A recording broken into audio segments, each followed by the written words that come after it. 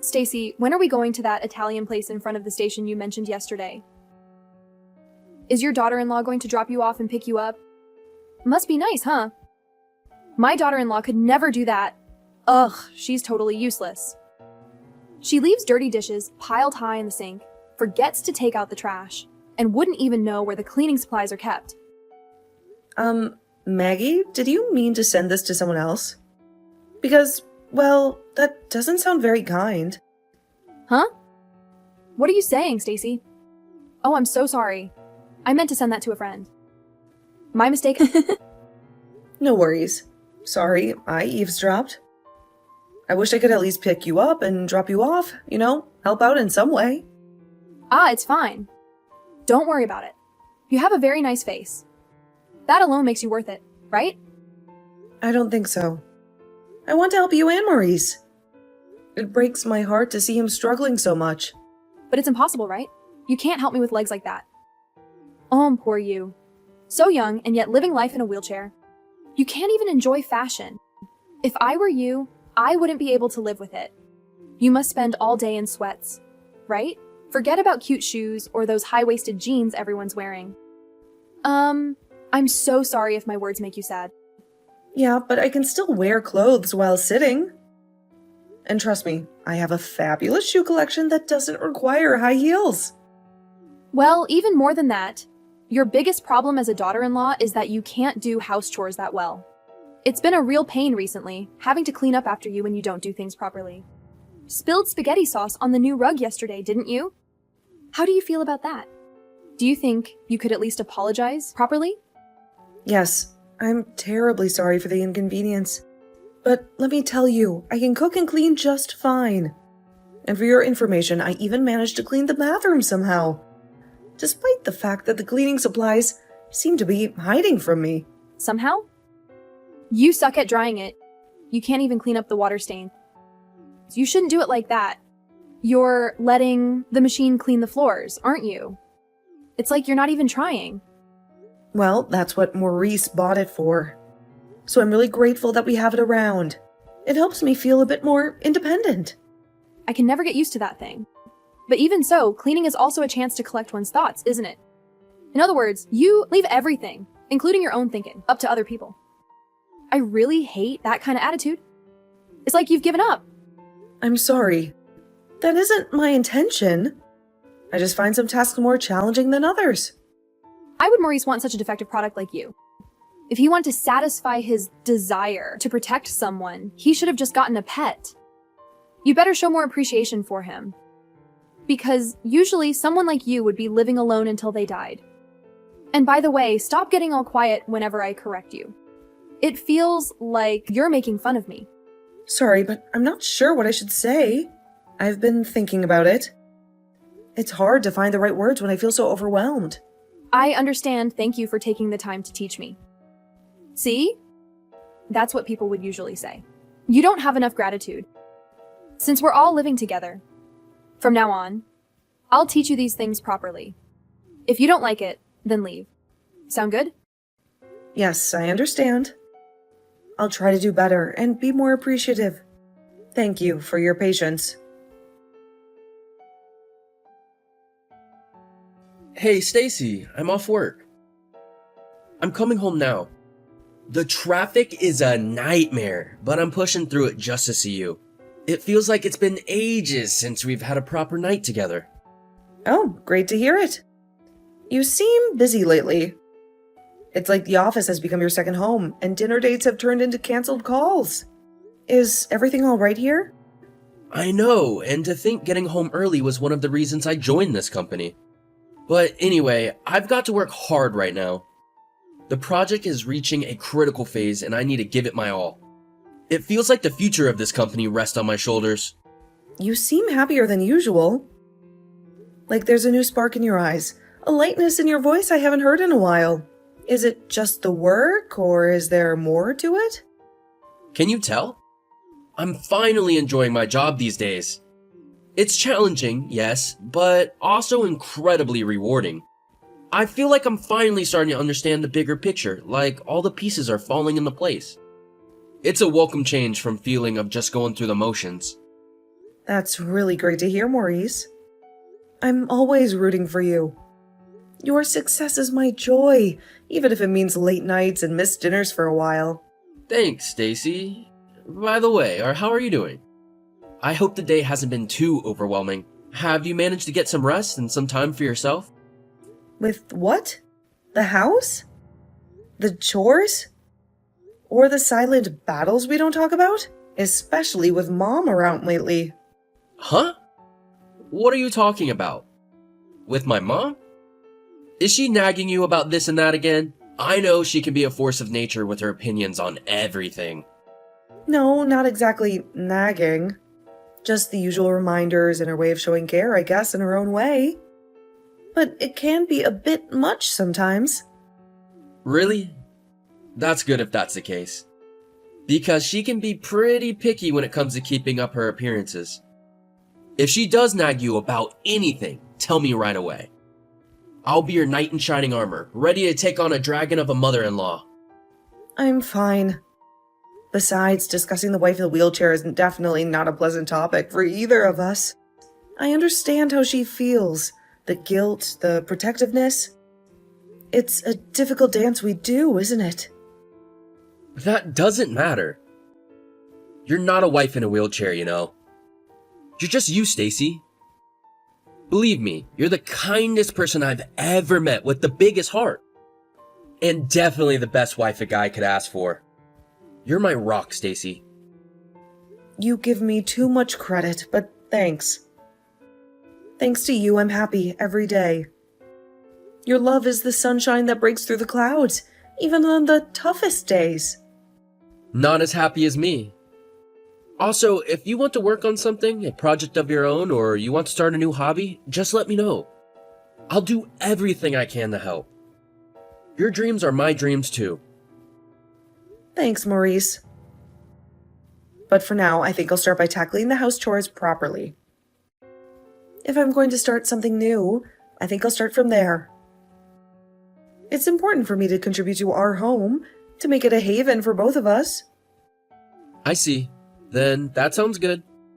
Let me know if I can help with anything like chopping vegetables, folding laundry, or anything. We're a team after all. I'll keep that in mind. Anyway, I'm waiting for you to come home today. I made your favorite beef stew. It's simmering on the stove, filling the house with its hearty aroma. The smell alone is enough to make my stomach rumble. Sweet! The thought of that stew and seeing you is making me speed home even faster. Buckle up because I'll be there in record time. Oh, hey, Maggie. This is an awkward question, but did you do something with my secret savings? The ones I've been squirreling away for that rainy day we always talked about? You know, the one where the car suddenly needs a new transmission, or the roof starts to leak like a sieve? Huh? Secret savings? Honey, what are you talking about? That sounds like something out of a spy novel. You know, I have a memory like an elephant and secret bank accounts. Those are for strangers, not family. The money I put in the drawer in the living room, Maggie. Tucked away in that old recipe book we never use anymore. $225 or so was missing. It's not just about the amount, Maggie. It's the feeling in the pit of my stomach like someone reached in and snatched a piece of my trust. I can't believe this, Stacy. You think that I, your own flesh and blood, would steal from you? Surely you're joking. You know I'd rather walk on hot coals barefoot than betray your trust. Besides, with Maurice working so hard these days, the last thing we need is extra tension in this house. Pardon me for asking, Maggie. But the only one who knows that drawer holds emergency money is family. And it's not just the money. It's the trust that's been shattered into a million pieces. Like a beautiful mosaic we spent years building, now laying broken on the floor. If we're going to point fingers, let's not forget how forgetful you can be sometimes. It's just $225, really? Are you sure you haven't absent-mindedly misplaced it somewhere or something? Maybe it's hiding between the couch cushions or wedged under a rug, just waiting for you to find it. I haven't made a mistake, Maggie. I count the total every month like clockwork. It's my little ritual, counting and recounting, making sure everything is just as it should be. A safety net to catch us if we fall. Even so, you don't have any concrete evidence, do you? You don't think you just shoved it somewhere in a fit of absent-mindedness and forgot about it entirely? Maybe it's hiding in plain sight, just waiting for you to find it with a sheepish grin on your face. Maybe it was a thief? I think I'll call the police and report it stolen. It's not just about the money anymore, Maggie. It's about feeling safe in our own home. A place where we can relax and unwind, not a fortress under constant siege. The police? Don't you think you're overreacting a bit, dear? If a patrol car parks outside our house with flashing lights, the whole neighborhood will be in an uproar. They'll be peering over their fences, whispering behind closed doors, and we'll be the town gossip for weeks. But what about other valuables, Maggie? Maybe they took more than just the money. It's not just about the money anymore. It's about the sense of security that's been evaporating from this house, like rainwater. Nobody's been stealing anything, Stacy. Huh? How do you even know? Because I can assure you, this family, this house, we're a well-oiled machine. Nothing goes missing without a reason. And trust me, there isn't one. Oh, I get it now. Are you trying to say you're a sly one, Maggie, right? Okay, so maybe I borrowed it. My bad. There, you happy now? Satisfied? Why would you do that sort of thing, Maggie? It's not just the act of taking the money. It's the secrecy, the lack of honesty that hurts the most. Look, Stacy, I'm going shopping today with a friend. She's bringing her daughter-in-law along, and you know how those things go? So you should be able to lend me your wallet, at the very least. It's the least you could do after all the times I've looked after you, wouldn't you say? I'm not sure I understand, Maggie. Why didn't you just ask? We could have worked something out, a budget, maybe a shopping list. We always do that kind of thing together. Do you have permanent brain damage too? Usually daughters share these pastimes with their mothers-in-law. They bond over the latest fashions, gossip about the neighbors, and maybe even snag a bargain or two. Since you can't exactly stroll down Fifth Avenue with Maurice on your arm, you can at least give me some money. It's the unwritten rule of family dynamics. Haven't you learned anything living in this house? How can you decide on my behalf that I can't do it? I would go with you if you invited me. We could navigate the bustling shops together, me in my trusty wheelchair and you with your endless supply of shopping bags. I'm more than just a wallet, Maggie. I'm your daughter-in-law, and maybe, just maybe, we could use this as an opportunity to build a bridge between us. It's embarrassing. If I was walking with someone like you, people would stare at us. They'd whisper about the poor woman stuck in a chair, and I wouldn't be able to hold my head up high. I really can't do it. It's not just about you. It's about maintaining appearances. This town thrives on gossip, and I won't be the one feeding the rumor mill. It's that bad? I never knew you felt this way. It's like I'm some kind of burden, a stain on your perfect image. All this time, I thought we were becoming closer, a family even. But apparently, I'm just a secret you keep hidden away, a source of shame. If you can't even do the simplest duties as a wife, then you can leave. This conversation is over. Frankly, it's exhausting. All I want is a nice day out with a friend, and you turn it into this dramatic ordeal. It's disappointing that Maurice will be on a business trip for my birthday next week. If it's just the two of us, it'll be so depressing. There goes my celebratory lunch plans. Well, I'll come home in the evening then. Maybe I'll find some solace in the quiet, a glass of wine, and a good book. Please wait, Maggie. Don't walk away from this. We need to resolve it for the sake of our family, for the sake of what we once had. Maybe not the picture-perfect family you envisioned, but a family nonetheless. There has to be a way past this, a way for us to understand each other.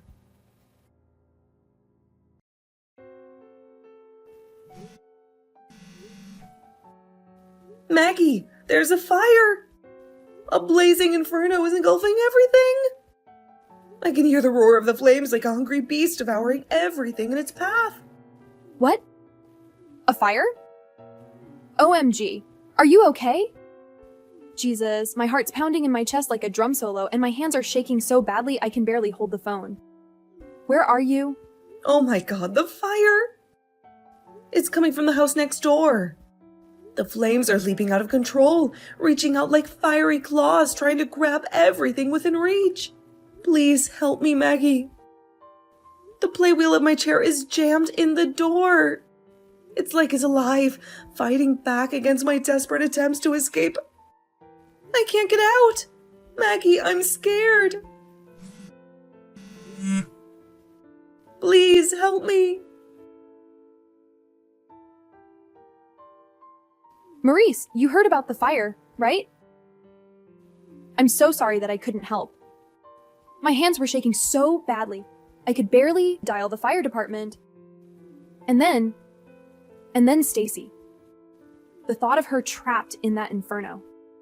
I keep replaying the missed call in my head, her voice filled with panic. What? What on earth are you saying, Mom? No, she's right here. Don't you dare talk about her like that. Well, Mom, you know, the news reports, they can't all be wrong, can they? Huh? But the news said there were fatalities. A woman in a wheelchair, trapped in the blaze. That wasn't Stacy. It couldn't be. She was getting checked at the city hospital for minor smoke inhalation, that's all. They said her trachea was a little irritated, so she won't be able to talk for a while. But she's alive, Mom. Alive. Thank God. Wait, what? I don't understand. Weren't you on a business trip today, Maurice? You never mentioned coming home early. Stacy asked me to come by at noon. Man, I was surprised. She called me right after I got everything together and got back to the house. She said that there was a fire spreading from the neighbor's house and she couldn't escape and she needed my help. I moved faster than I ever have in my life. The whole drive back home was a blur, filled with dread and the image of her trapped in the flames. Is that so? I'm glad she's okay, truly. You had me worried for a moment. She's not okay, you hag! Hag? Now listen here, young man. Don't you use that tone with me. Why are you acting like everything is all fine? You abandoned her in a fire. And I know you knew. She told you about the fire in those frantic texts. You ignored her call for help and ran away. Wait a second, Maurice. You don't understand. There must be some mistake, my dear son. She showed me the text too. All of them leading up to now. The constant jabs, the belittling marks, the accusations. What the hell is wrong with you? Aren't you ashamed saying awful things like that to my wife every day and even stealing her money? I, for one, am mortified. I feel so sorry for Stacy. And I'm embarrassed to be your son. The woman I love almost died, and I don't even know what to say to you anymore. Listen to me, Maurice. I was just thinking about your happiness first and foremost. Since you were a little boy, you've always loved things like rock climbing and playing outside, scaling every jungle gym with that fearless glint in your eye. You can't exactly do those things with her, can you? Because she's in a wheelchair. It breaks my heart, but it's the truth. You're right, Mom. I can't. But instead, Stacy showed me a whole new world of fun I never knew existed. We go to these cozy little cafes with mismatched furniture and poetry readings, and we even went to a planetarium last week. It felt like we were floating among the stars, just the two of us. Being with her is an adventure every single day, even if it's not the kind you had in mind. What about how it looks to others, Maurice? You're going to be moving up in the world, climbing that corporate ladder one rung at a time. No one can really support you if you have a crippled wife, as you so delicately put it. Sometimes your boss will even come to your house for dinner parties. How will you explain her then? It'll look bad, Maurice, for your career. Explain her? I will simply say she's my wife, the kindest, most compassionate person I've ever met. She's got a heart of gold and a laugh that can chase away any storm cloud. What's the problem with that? And by the way, why do you think I came back early from work today? Don't tell me you actually thought I was taking a half day to celebrate your birthday. Surely, to celebrate my birthday, wouldn't you? Isn't that what good sons do?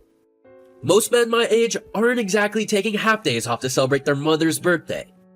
But Stacy wanted to get on better terms with you, so she set up a surprise party. We were going to bake your favorite cake, the one with mountains of whipped cream. She even convinced me to wear that ridiculous party hat you gave me last year. Ah, is that so? A surprise party, you say? Well, how thoughtful of both of you. I can't live without Stacy, Mom. And yet, you tried to let her die in that fire. You left her trapped in the house, abandoned her call for help, and just ran away. And on top of that, you stole money from her savings. So, I'm cutting you off. No more handouts, no more pretending we're this happy family. Cutting me off? But where will I go? The house burned down, Mom. There's nothing left here, for better and for worse. We're staying at a friend's house now, and we're going to look for a new place for ourselves. A fresh start, you could call it. Wait, Maurice. What will I do? It all burned down? My things, my memories, are they all just gone? I don't know, Mom. You have to figure it out by yourself.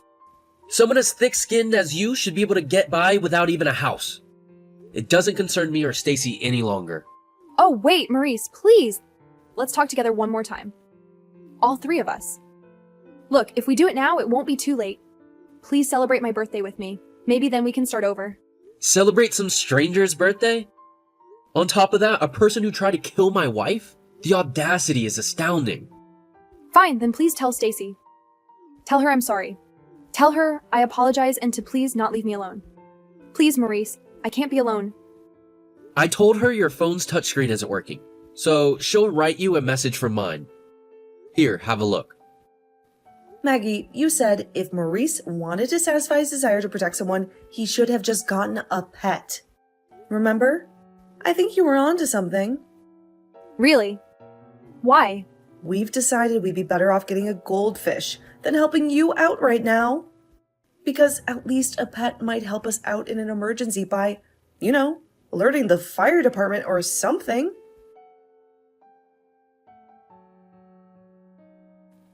After that, Maurice and I rented a new apartment close to his company and started our new life there.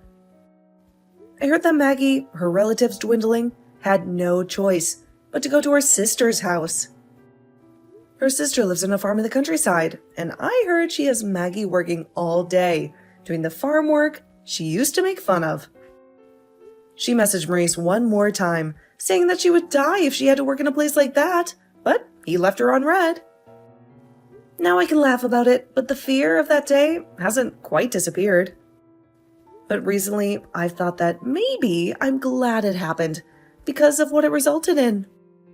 Because he saved my life, and I was able to let the bridge between me and my mother-in-law burn.